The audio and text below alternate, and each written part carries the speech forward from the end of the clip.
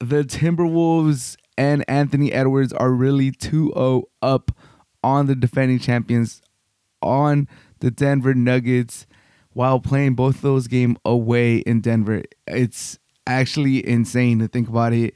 As a Laker fan, I'm happy that Denver's going through these struggles, but I'm also like, damn, we're far away. We're far away. If Denver beat us in a gentleman's sweep 4-1, and now the Timberwolves are punking them like that, some people might say we tired them out, but that's probably not the case. We're probably pretty far away from winning a championship. But this is not a Lakers topic. Let's give the Wolves their credit.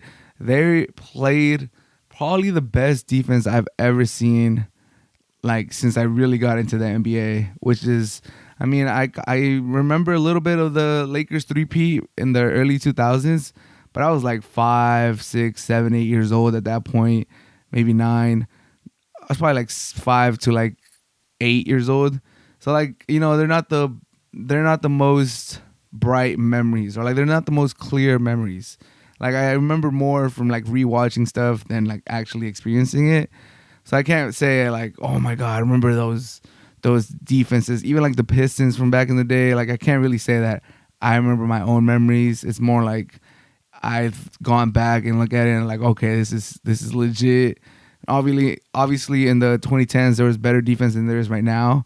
But just to keep it easy, simple, I'll say that this is the best defensive performance I have seen since like 2010. Like, let's just keep it simple. Since 2010, I would be hard pressed, and anybody I feel like would be hard pressed to show me a better defensive performance. Like, that was just amazing defense. And I was telling my roommate, like, defense looks so fun. Defense looks so fun when the whole team is playing hard defense. Whether it's basketball or soccer or, those are like the main sports that you could play defense like at a recreational level and kind of mimic stuff. Like, it's so disheartening when you're the only one pressuring the basketball. You're the only one trying on defense, either soccer or basketball, on a pickup game. Like, it's so disheartening to be one or two guys that are really trying on defense and then everyone else is just like whatever's about it. It could be frustrating. But when everyone's clamping down, like everyone's closing out, everyone's doing beautiful rotations, everyone's switching properly, everyone's communicating. Everyone knows when to double team at the right time. Everyone just crashes the board and gets rebounds. Like, it is insane to watch. And that's what the Timberwolves did today. Like, Murray would get past one person, there'll be another one. Lanky guy just there in front of him, ready to cut passing lanes, ready to, show him that, it's not going to be easy. It was just relentless all 48 minutes. There was no break. And we saw that in game 1, but Jokic did a little better. Murray didn't do good, but he was terrible this game. Oh man, it was just a sight to behold, to be honest. That defense made it fun to play defense. If they keep doing that this postseason, like, kids are going to be trying on defense next time they play a pickup game, because that was insane. Like, that was a sight to behold. I'm telling you, I'm still shocked at how good that defense was. It was just swarming. The commentator kept saying, it feels like there's 7 Timberwolves out there. And it really did. Like, they were everywhere. It was insane. And to do that without Rudy, I know Rudy has had his struggles in the playoffs and people clown on him and people say a lot of stuff about him for, kind of disappearing in the playoffs or being a liability in the playoffs. But he's still, the anchor of that defense. And he played good game 1 against Nuggets. But for him to not be there and the defense is still that good, insane. Insane. Props to the Timberwolves. And also, do you guys think Jamal Murray is going to be suspended for game 3? Or you guys think he should be suspended? Because, throwing a little heat pack into the court is pretty crazy. From the bench to just throw it, like whether he was aiming it at the ref or not, can you judge intent? Maybe not, but just the mere fact that he threw a heat pack into the court is crazy. And I'm just thinking, like, someone could have slipped on that, something could have happened, it could have hit the ref.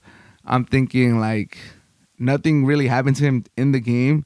I remember when Steph Curry threw his mouthpiece and it kind of landed close to a fan, they kicked him out. And was he suspended for a game? I don't remember if he was suspended, but like I would not be surprised if they suspend Jamal Murray. And if that does happen, then this series is cooked. It's done. Even if he doesn't get suspended, I think it's going to be really hard for the Nuggets to go to Minnesota, win 2 games, and then I think the best they could hope for right now is a Game 7, and it's looking tough for them. It's looking tough for them. The Timberwolves are scary. Ant is a dog. Ant has all the killer instincts that you want in your young rising player. Hitting a 3, like his little celebrations, like the bravado, the charisma, the self-belief, sometimes like the just enough amount of arrogance that he has, is just great. I love everything about Antman. And ESPN asked the question, for the next 10 years, how many people would he take over Ant? Probably just Luka. Luka's a dog. Luka's a monster. I love Luka. He's a dog. He's like a chubbier white version of LeBron that's not as athletic, but probably a better passer and a better feel for playing point guard. That's what Luka is, which is like an insane compliment, but I just love how Luka plays, and I love his demeanor too. So he's probably the only player I'll take over Ant. I'll take Ant over Wemby, just because Wemby isn't really playing that many minutes. To be a rookie and not be playing that many minutes is a little alarming, no matter how they spin it. And there's always going to be that injury like factor with him just being so tall, so lanky, so skinny, that I'd rather take a 6'5" electric point guard that is ascending and his potential is kind of limitless, especially if he starts really knocking down those threes like he has in the postseason and like towards the second half of the season. He's a dog. He's insane. He tries on defense too. His mentality is crazy. I'm telling you, the only person I would pick is Luka, and it's close. It's like super close. But man, is this series over? That's what everyone's asking after the Timberwolves go up 2-0 and winning both games in Denver.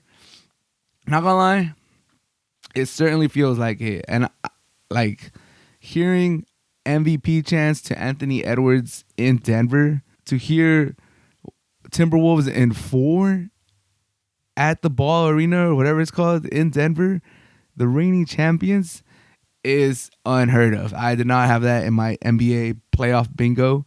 If someone would have told me that when the playoffs started, that we were going to hear a team go into Denver in the altitude, take over the stadium, there's a star player was going to get MVP chance in Denver, and that team was going to get a sweep chance, oh, I would have never believed you. But that is what's going to happen. Maybe not the sweep, but I think the series is over. They're cooked. I think Minnesota splits at the worst in Minnesota.